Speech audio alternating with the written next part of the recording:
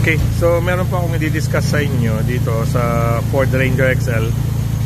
Kasi pag lumabas po ito sa kasa, ang Ford Ranger XL, wala po siyang side step. So yun po yun.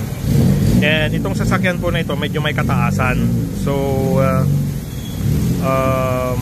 medyo mahirap yung pagtaas baba sa sasakyan, lalo na kung meron na tayong limitation sa pagtaas ng paa. And then sa mga senior citizens natin, medyo mahirap na siyang akyatin.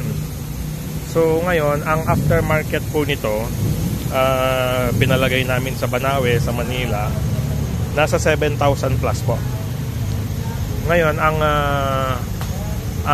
paglalagay ng side step, may pros and cons. So una is yung magkakaroon ka ng additional, sa cons muna tayo, mag-extra ka ng 7,000 plus para sa kwan na yan, sa gamit na yan. Pero ang binibigay po nito na malaking bagay is yung pagtaas baba. So kailangan. Kaya lang, yun po, since itong sasakyan na to is galing sa site, so sa site po mayroon yung malalaking lubak. So nagkaroon po tayo ng item na sumasayad. Okay, so going back po kanina, yung pros and cons nitong side step, yun po, napakalaking bagay niya sa up and down. Pero ang magiging penalty niya is, yun po, magiging saya rin na siya, lalo pag gamit sa side. Ito, so sumayad na po itong mga both sides, kaya makikita nyo yung tama niya. And then pag may mga nakausling bato po, yun, sumasabit siya kahit sa side. So ito po, makikita natin may mga tama na siya, mga scrape sa side yan.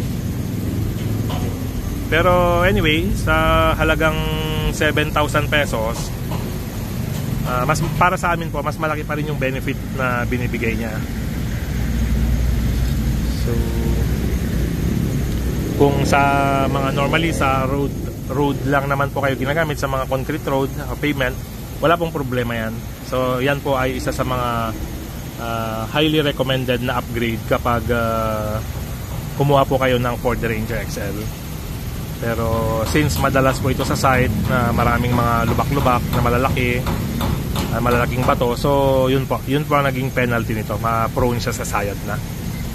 Pero so far, simula nung nilagay po namin, hindi pa naman pinalitan. So sulit na yung 7,000 pesos sa pag-akyat panaog ng 1 year plus para dito sa unit. Okay? So yun po ang ating usaping step board para sa Ford Ranger XL. Salamat po.